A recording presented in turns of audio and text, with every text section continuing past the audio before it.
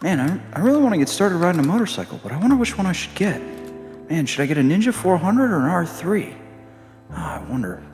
It's just, there's so many choices to pick from. Hey, you checking out a bike? Have you thought about an SV650? No, but I'll take a look at it. Thanks. You should check it out, yeah, SV650. All right, I'll Google it right now. Oh man, it's time to upgrade, but what should I be getting? There's so many cool bikes. This Panigale looks awesome. Man, but there's that Harley there too. Hey, have you thought about an SV650? No, but I'll give it some thought. Yeah, sure. Sure, yeah, think about it. Okay, all right. I'll go check one out. All right, there's no way he's gonna follow me out here. No way. Oh man, what the hell?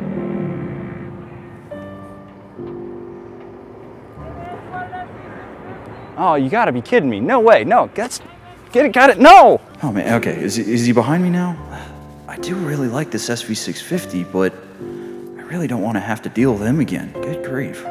Hey man, that's a really nice bike. No, get out of my head! No, get out! You should get that SV650. So we all know the SV650 is a great starting point for most motorcyclists, but why do I have this specific one right here? Well, I'm giving away for free on YammieNoob.co. Click the link down below, sign up and join our community and get entered to win this motorcycle and a ton of other bikes too. You can also go to YammieNoobMerch.com, get entered to win that way, get a hat, get a t-shirt, whatever you want, and you get entries to win. Let me tell you a little bit more about the history of this motorcycle. If you want a full deep dive into the life and times of the SV650, we painstakingly crafted a whole 12-minute video with memes and jokes and all the things you baby squids love, but since I know that the YouTube search box is a bit of a foreign and scary thing, we'll broad stroke it for you. The SV650 first came out in 1999, and the story goes that Suzuki kidnapped the guy who made the Ducati Monster and forced him to make a naked bike for them on pain of riding a Hayabusa for the rest of his life. It explains why the SV is so similar to the Monster, but better because it was made in Japan. The first gen SV650 was carbureted, switching to fuel injection in 2003. It ran strong for a few years until Suzuki pulled the Suzuki and uglified it into the Gladius. After taking a few years to banish the person responsible for the Gladius to a lifetime on a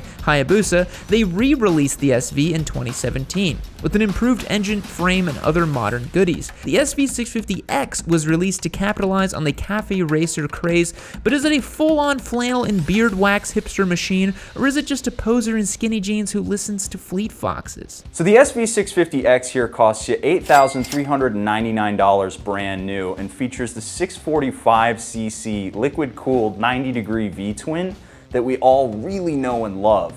It makes 75 horsepower and 47 foot-pounds of torque, which is a really good number for the street. So up front, this bike is featuring a 120/70/17 standard sport bike tire. You have a right side up fork setup that is actually preload adjustable. In the back, we have a monoshock and a 160/60/17 tire, which is really peculiar in this class. Normally you see 180, which this 160 really is going to limit some of your tire choices. Finally, the SV features a 31.1-inch seat height, which is perfectly sized for an average rider, and it weighs 432 pounds wet, also a great number for the street.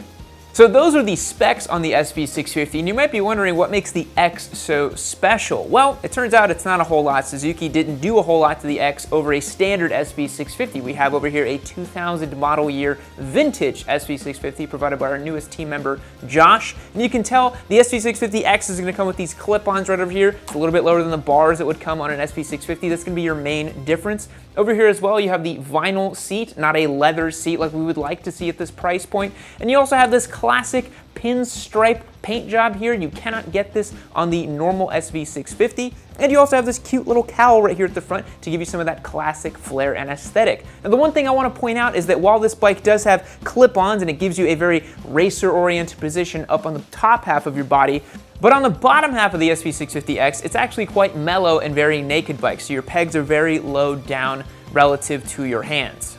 So in this segment, it's important to think about the rivals of the SV650X because there are quite a few. It's a very competitive marketplace for the neo-retro middleweight bikes. So first up, we have the XSR 700. That's Yamaha's tried and true MT-07 platform dressed up in a cool neo-retro suit. Comes with a 689cc cross-plane twin that sounds so spicy. We had one a little while back and I really enjoyed that motorcycle. And the thing about the MT-07 and the XSR 700 platform is that it has springs up front that feel like it's from a mattress, and it's got this really wonky kind of lightweight pogo feel to it, but it's a really fun bike to ride and a very worthy competitor to the SV650X. It's also priced really appropriately for this class at $8,499. So second up on the list of rivals here today is the CB650R. It's actually priced right in the middle at $9,199, and it's motivated by a 649cc inline 4, which makes it very unique in the class. It's the only one sporting an inline 4 engine. It's definitely the sportiest of all of these motorcycles, with a really well set up suspension, and it feels very professional, very buttoned up. And last up for our rivals is of course the Ducati Scrambler Icon. Now of course you guys knew I had to talk about this one because I own a desert sled myself. This motorcycle is motivated by an 803cc air-cooled 2-valve L-twin or V-twin engine, depending on who you ask, and it's a really fun and peppy little bike. It costs $9,400 on the showroom floor, and we feel it's a very worthy competitor to the SV650X. Now the Scrambler, because it's air-cooled and it's a little bit more authentic, feels really different to ride in the SV650X. It doesn't feel as much sport bike as it does standard cruiser type of thing.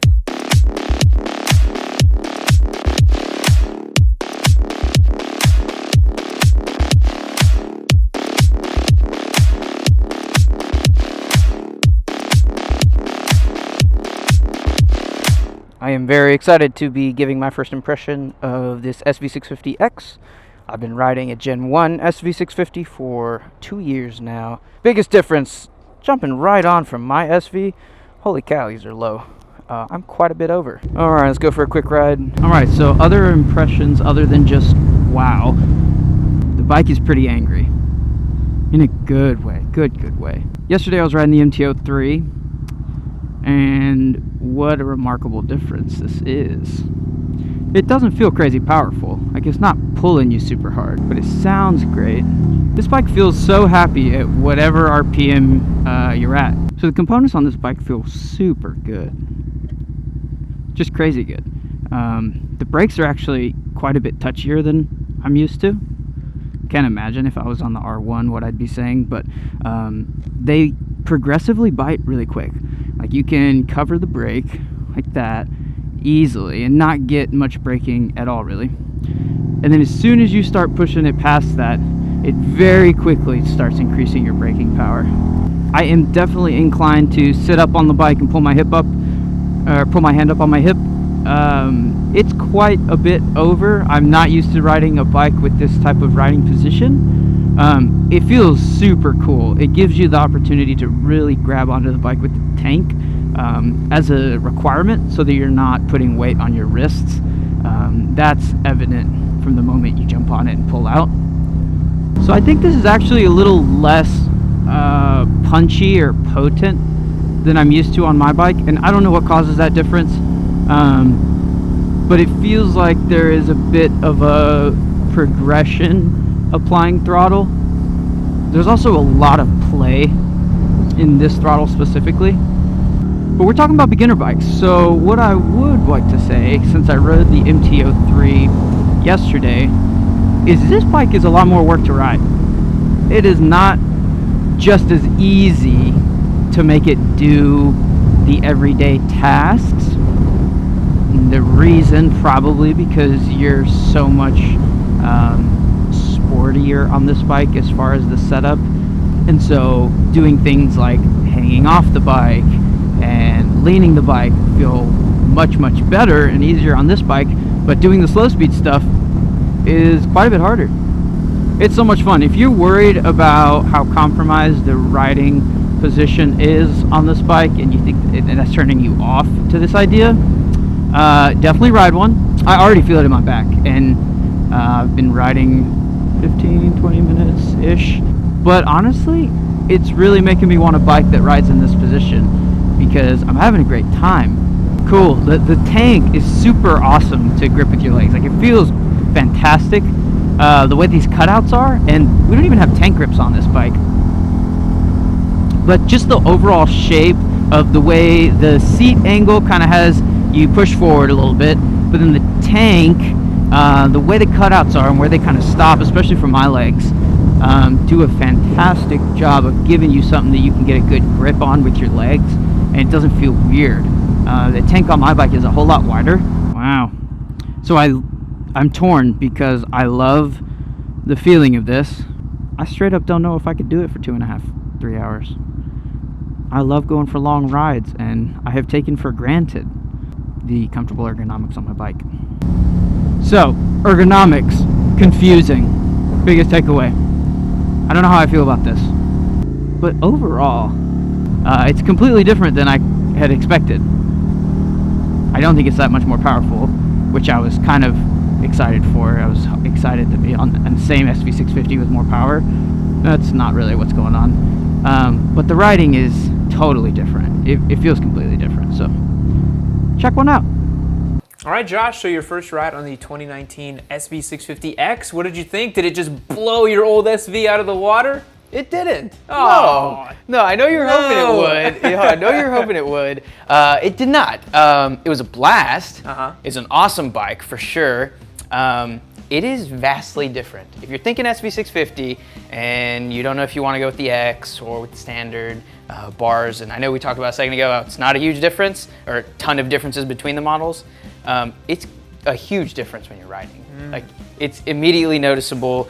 The way you turn feels different. The way you're sitting upright feels totally different. So definitely you want to experience them for yourself and decide what you like more. Yeah. What would you say is the standout thing to you on this bike versus your SV650? What's the biggest difference? Oh, ergonomics. Yeah. Definitely the biggest difference. Okay. The engine comes on differently. Now, Yeah. my bike's carbureted, like it's got a lot going on that's different than this bike does. But it does ride different. The power does come on differently as well. Yeah. I don't know, I'm not experienced enough to probably tell you exactly what I'm feeling, but it's different. Cool, but you liked it though? Oh, big time. Big Awesome. time. It's very smooth power. Lots of fun to ride. Sweet. So now guys, we're gonna do an ergonomics check on this motorcycle between myself, Spite, and Josh, and give you guys an idea of what we all look like on this bike. Okay, I'm 5'8" with my boots on and 140 pounds. This bike feels really good. Quite a bit leaned over. Knees feel great, cutouts feel great. No issues here.